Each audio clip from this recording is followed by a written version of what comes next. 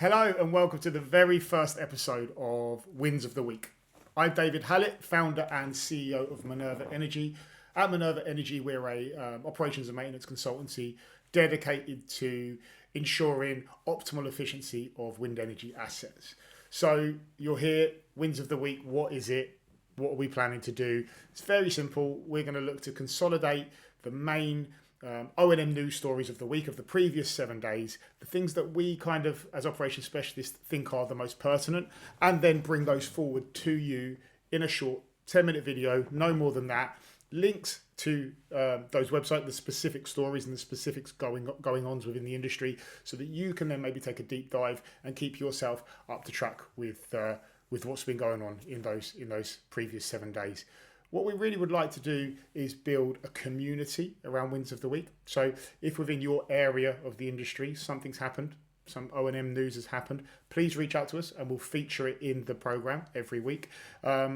Very keen to start sharing good news stories of collaboration, new innovation, but also getting news and information out regarding any incidents that occur. I think it's super important that the industry starts to collaborate that a little bit more and starts to pull together from an operations perspective to help us achieve what we need to in terms of goals for net zero. Interestingly enough, at the exact time we've been planning to release this, it's been over the last sort of few months. We're getting things ready to go. Shoreline Wind have released a white paper just in the last week or so, titled "How Robust O&M Plans Boost the Profitability of Offshore Wind Farms." And one of the key findings of that has been around industry collaboration, about putting together more in the operations sphere, learning between ourselves, sharing information, and driving the industry forward in the right manner. So if we can add just a little bit to that, then that's the plan. That's what we want to do.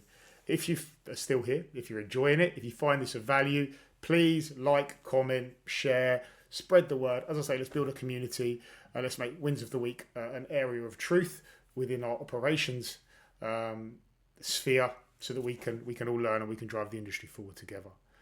What we're going to do, pick, as I say, various stories. Today we've got 6 stories that I've kind of picked up on over the last week that I think are of interest, and we'll let's dive into them now and let's have a look.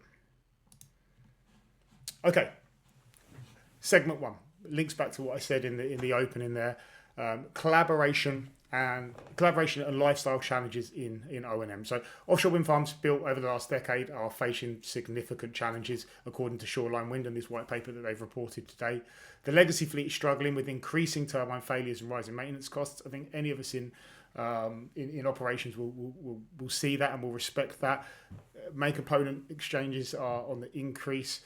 That, coupled with difficulties within the jack-up market, is meaning that turbines are down for much longer than they should be. Now, as we're deploying larger turbines, maintenance is becoming more complex, right? And this emphasises this whole need for better predictive strategies, moving away from that reactive maintenance, position that we have been in the past, to a more predictive, more proactive situation. Shoreline, as I said earlier, highlighted the importance of improved collaboration between operators, pointing out that knowledge sharing and collective problem solving are crucial for overcoming the challenges that we're going to see as we move forward into the industry, both in managing the legacy fleet to end of life and also with 20 megawatt turbines on the horizon in the very near future. As you can see here, simple, just follow the link below, get into Shoreline, put your details, and they'll send you this white paper, and you can get it through and you can have a good study and see what Shoreline have come up with. But great bit of work from those guys, and I would recommend it as a read. Segment 2 is the EU's assessment on falling short on O&M capacity on installation. I'm just going to jump to the right window here.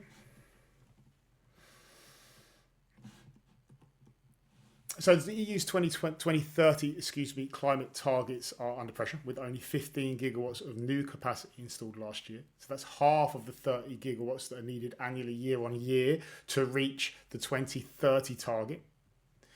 Wind Europe attributes much of this shortfall to O&M bottlenecks, technician shortages, grid delays, supply chain issues, and reducing turbine availability and hampering progress.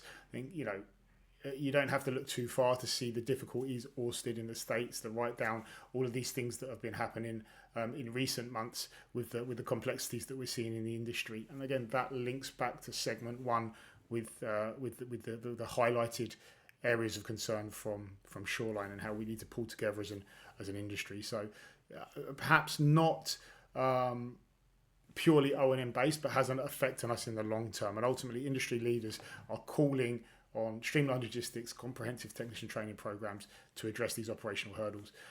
We need to be better at bringing technicians into the industry, developing them, and then getting them into positions of leadership. That has to start with exposure within schools and getting people, very aware in schools of the type of career that they can have in the industry, and drive them towards that. News story 3, I would say a good news story. Hybrid vessels in the industry, are driving efficiency. I think that was always going to be a case, and it was always going to come. Offshore operations are evolving, with hybrid crew transfer vessels and service operation vessels becoming key players in O&M strategies. They reduce emissions, they lower costs, they give us enhanced access to turbines, all of this good stuff. It's really in the right direction and exactly the type of things that we should be seeing. Another thing that really caught my attention this week was that Strategic Marine has just delivered its first SES ships, a surface effect ship, to All Energy Services for crew transfer in the oil and gas sector. So not ours, but I think worth highlighting.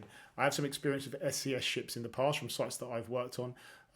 Seawind Pioneer was the first one that really came into the transfer vessel market. And actually, apart from reliability issues, it performed very, very well when it was running. And I think SES ships are going to be a very sensible way for the industry to move for crew transfer over time. So if you're out there, keep an eye on these types of things. I think it's going to be a very good move. Technician training, so training tomorrow's technicians. The wind energy sector is projected to grow significantly, with jobs increasing from 370,000 today to 600,000 by 2030. So, doubling in size. And this expansion is going to require the training of over 200,000 new workers in the next 6 years. A big shout out, I think, goes to Ørsted. Ørsted are implementing and developing a apprenticeships program in the UK. I myself came into industry through an apprenticeship. I'm a great believer in apprenticeships as the way to go.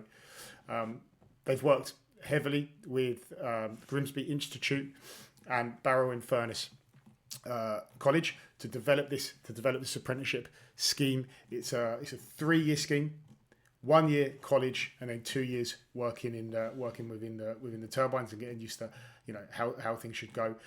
If you've got young people in your family in those regions, have a look at this, reach out, get them into it.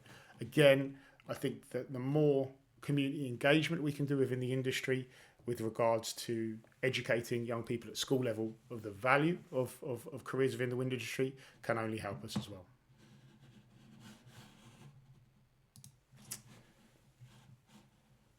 Segment 5 is the acquisition of Zyton by the Macquarie Group. Very interesting, this one, and hopefully will be very valuable for us in the industry when it comes to main component exchange and access to large vessels. Macquarie are a significant organisation, as I'm sure you're all aware. There are £569 billion of assets under management. Zyton have been a cornerstone of the jack-up market for quite some time now, and it's been a complex market for some time. So I'm hoping that this will enable them to really push their positioning within the jack-up market.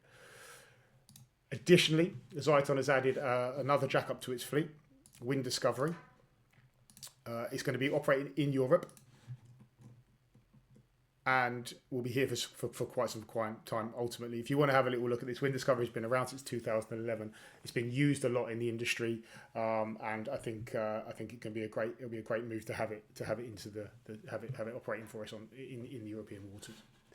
Finally, segment 6 is LDA have secured a £500 million contract with Vattenfall for the provision of SOV services within German waters for the German region within Vattenfall. So that's operating on Dantusk, Sandbank and Nordlicht 1 and 2.